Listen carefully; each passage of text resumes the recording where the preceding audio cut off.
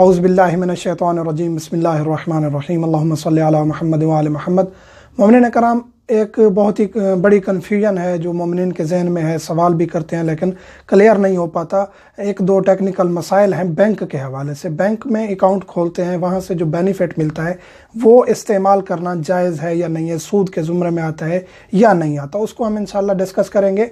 पहली बात तो यह है कि काफिर से आप सूद खा सकते हैं, यानी कि ऐसा सूद जो हलाल है, ऐसा नफ़ा जो हलाल है। आप 1000 रुपये देते हैं, 100 रुपये उससे वापस लेते हैं, काफिर से आप ले सकते हैं, चाहे वो काफिर किताबी हो गैर किताबी हो। काफिर हो तो उससे आप सूद खा सकते हैं, नफ़ा खा सकते हैं, आपके लिए हलाल है। लेकिन काफिर को आप सूद दे नहीं सकते, यानी उससे आपने उधार ली और उसको आपने इजाफी पैसे दिए, ये जायज़ नहीं है कि आप किसी काफिर को फ़ायदा दें या नफ़ा दें। लेकिन आप काफिर से इस्तिफ़ादा हासिल कर सकते हैं, उसको पैसे दे के एक्स्ट्रा ले सकते हैं। इस तरह अगर काफिर बैंक है, काफिर से नफ़ा आप तय करके भी कि आपको 1000 रुपये दे रहा हूँ, 1100 रुपये एक महीने के बाद लूँगा, जायज़ है काफिर से। इस तरह काफिर बैंक है, काफिर मुल्क में रह रहे हैं या काफिर बैंक है जिसमें काफिरों का पैसा है, तो उस बैंक को आप पैसे देकर आप फिक्स करके इजाफी तय करके आप उससे नफ़ा ले सकते हैं, खा सकते हैं, जायज़ है, कोई मुश्किल नहीं। अब यहाँ बात आती है कि जो बैंक मुसलमान हैं या मुसलमानों का पैसा है बैंकों में या मुसलमान मुल्क में रह रहे हैं, आप तो उस सूरत में उन बैंकों से आप जो नफ़ा लेंगे आया वो जायज़ है या नहीं है। मुसलमान और मुसलमान मुल्क हो या बैंक में पैसा जो है, बैंक जो है वो मुसलमानों का हो, तो उस सूरत में तफसील है। ये है कि नफ़ा की शर्त से पैसे रखना जायज़ नहीं है। आपने ये शर्त लगाई कि मुझे बेनिफिट चाहिए, ये मैं पैसे रख ही इसलिए रहा हूँ कि मुझे इस पर नफ़ा चाहिए, तो उस सूरत में ये आपका नफ़ा जायज़ नहीं होगा, चाहे वो सरकारी बैंक हो चाहे वो प्राइवेट बैंक हो।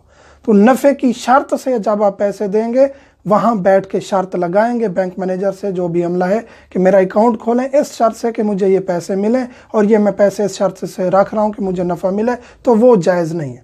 कैसे हम उसको कन्वर्ट करके एक और तरीके से उसको हम अकाउंट खोल सकते हैं, वो हम जिक्र करने जा रहे हैं। सरकारी का आधा नफ़ा जायज़ है अगर आपने शर्त नहीं लगाई। बैंक गए हैं, आपने कहा है कि जो अच्छा अकाउंट है मेरे लिए आप वो खोल दें। पता है कि ये बैंक अकाउंट रखता है, ऐसे अकाउंट हैं जिसमें नफ़ा मिलता है, लेकिन आपने वहाँ जाके तय नहीं किया, वहाँ बैठ के जो मामला किया आपने, उसमें ये आपने शर्त नहीं लगाई कि मुझे नफ़ा चाहिए। आपने कहा कि जो अच्छा अकाउंट है आप उसमें आप वो अकाउंट मेरा खोल दें, उसके बाद जो बैंक आपको देता जाएगा वो आपके लिए जायज़ होगा। लेकिन सरकारी और प्राइवेट में एक फ़र्क है। आप सरकारी में अकाउंट खोलते हैं, वहाँ से जो आपको नफ़ा मिलेगा, एक चीज़ है शर्त नहीं लगानी वहाँ जाके मुझे नफ़ा चाहिए। अगर उन्होंने अकाउंट खोल दिया, उसके बाद आपको पता है उन्होंने अकाउंट खोला है और ऐसा अकाउंट खोल दिया जिससे नफ़ा मिलेगा, क्योंकि आपने शर्त नहीं लगाई, इस वजह से वो आप पर हलाल हो जाएंगे पैसे। तो प्राइवेट बैंक जो हैं उसमें उससे जो आपको नफ़ा मिलेगा, प्राइवेट जो भी बैंक है वो आपके लिए जायज़ है, आप उसको इस्तेमाल कर सकते हैं। जो सरकारी बैंक है उसका आधा नफ़ा आप इस्तेमाल कर सकते हैं।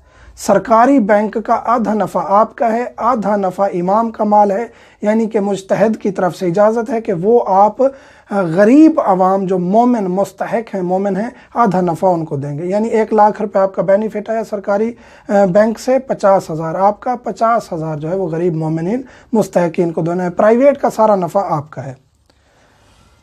और जो मुश्तरक बैंक है, ऐसे बैंक भी हैं जो मुश्तरक हैं, यानी सरकारी सेक्टर के, प्राइवेट सेक्टर के पैसे मिले हुए हैं, हुकूमत के और प्राइवेट सेक्टर के, तो उस सूरत में परसेंटेज देखी जाएगी। मसलन 1 लाख रुपए नफ़ा आया, 50% सरकारी था, 50% प्राइवेट था। जो प्राइवेट का 50% है, 50,000 रुपये, वो आपका हो गया।